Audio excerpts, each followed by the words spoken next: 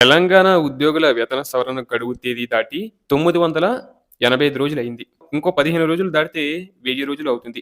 ఇక రాష్ట్ర ప్రభుత్వ ఉద్యోగులకు ప్రతి 5 సంవత్సరాలకు ఒకసారి వేతన సవరణ జరగాలి. పెరుగుతున్న ధరలకు అనుగుణంగా ఉద్యోగుల కుటుంబాల జీవన ప్రమాణాలు సరైన రీతిలో కొనసాగేందుకు ఈ రకమైన సవరణ అత్యవసరం.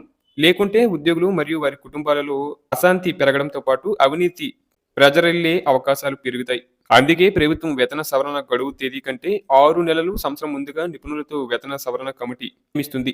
ఈ కమిటీ ఒక వ్యక్తి బతకడానికి అవసరమయ్యే సగటు ఖర్చును మార్కెట్ ధరలలో లెక్కగట్టి, ఒక కుటుంబం నెలవారీ ఖర్చును అంచనా చేసి, ఉద్యోగులకు ఎంత శాతం వేతన సవరణ చేయాలో సిఫార్సులు సమర్పిస్తుంది.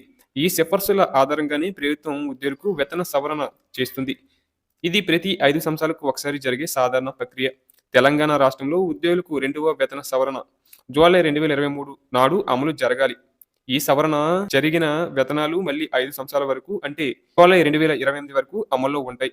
కానీ తెలంగాణ రాష్ట్రంలో వేతన సవరణ కమిటీ ఏర్పాటై నివేదిక రూపకల్పన పూర్తయినా ప్రభుత్వం ఆ నివేదిక ఊసే ఎత్తడం లేదు. 5 ఏళ్ల కాలానికి అమలయ్యే వేతన సవరణలో ఇప్పటికే 2 సంవత్సరాల 9 నెలల కాలం పూర్తయింది. ఒక్కసారి ఊహించుకుందాం. జూలై 2023 నాడు రాష్ట్ర శాసనసభకు ఎన్నికలు జరగాల్సి ఉంది.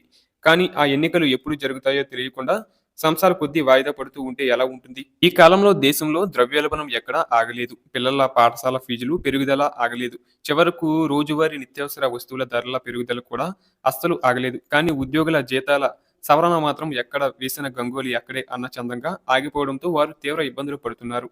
ఈ సుదీర్ఘ నిరీక్షణకు పరిహారంగా మరియు ప్రస్తుత మార్కెట్ ధరలకు అనుగుణంగా ఉద్యోగులు 42% షిప్మెంట్ కావాలని డిమాండ్ చేస్తున్నారు.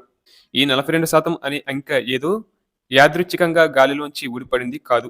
గత కొన్ని సంవత్సరాలుగా పెరిగిన ద్రవ్యోల్బణాన్ని శాస్త్రీయంగా అంచనా వేసిన జీవన వ్యయ గణాంకాలను బట్టి ఈ సంఖ్యను ప్రతిపాదించారు.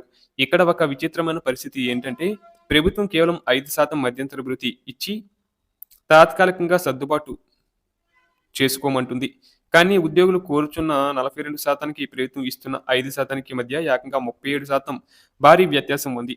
ప్రభుత్వం ఇస్తున్న 5% ఐఆర్ అనేది ఒక పెద్ద గాయానికి చిన్న బ్యాండేజ్ వేసినట్టుగా ఉంది. పెరిగిన ధరల భారంతో కలుగుతున్న అసలైన ఆర్థిక గాయాన్ని ఏమాత్రం మాన్చలేకపోతుంది. ఇక భవిష్యత్తులో వచ్చే జీతాల సవరణ ఒక ఎత్తైతే, గడిచిన కాలంలో తమ చట్టబద్ధంగా కోల్పోయిన ఆర్థిక లబ్ధి గురించి కూడా ఉద్యోగులు ఆందోళన చెందుతున్నారు. ముఖ్యంగా 2024 నుండి 2025 వరకు బకాయి పడిన 4 కరువు భత్యాలను తక్షణమే విడుదల చేయాలని వారు కోరుచున్నారు. ప్రభుత్వం 2026-27 ఆర్థిక సంవత్సర బడ్జెట్లో పీఆర్సీ అమలుకు అవసరమైన నిధులను ప్రత్యేకంగా మరియు అధికారికంగా కేటాయించాలని వారు ఉప ముఖ్యమంత్రికి విజ్ఞప్తి చేశారు. దీని అర్థం ఏంటంటే మాకు ఇకపై ప్రభుత్వం ఇచ్చే శూన్య హామీలు లేదా కేవలం మాటల సాయం వద్దు. బడ్జెట్ పత్రాల్లో అంకెలు మరియు పక్కాగా నిధుల కేటాయింపులు మాత్రమే కావాలని వారు కరాఖండిగా చెబుతున్నారు. ఆర్థికంగా ప్రతి నెల నష్టపోతున్నామనే ఆవేదన వారిలో నరనరాల్లో జీర్ణించకపోతుంది. ఇది వారి జీవన ప్రమాణాలను నేరుగా దెబ్బతీస్తుంది. ఇక ఉద్యోగుల వృత్తి జీవితానికి సంబంధించిన రెండో అతిపెద్ద సమస్య బదిలీలు. 6 ఏళ్లుగా ఒకే చోట పనిచేయడం వల్ల కలిగే స్తబ్దతను మనం ఊహించలేము. ఈ 6 ఏళ్ల కాలాన్ని ఒక సాధారణ వ్యక్తి జీవితంలో పెట్టి చూస్తే ఒక పిల్లాడు తన ప్రాథమిక విద్యను పూర్తి చేసేంత సమయం ఇది. కొంతమంది ఉద్యోగులు ఒకే ఆఫీసులో ఒకే సీట్లో 6 నుంచి ఏకంగా 13 సంవత్సరాల పాటు స్తంభించిపోయారని వినడం నిజంగా నమ్మశక్యంగా లేదు.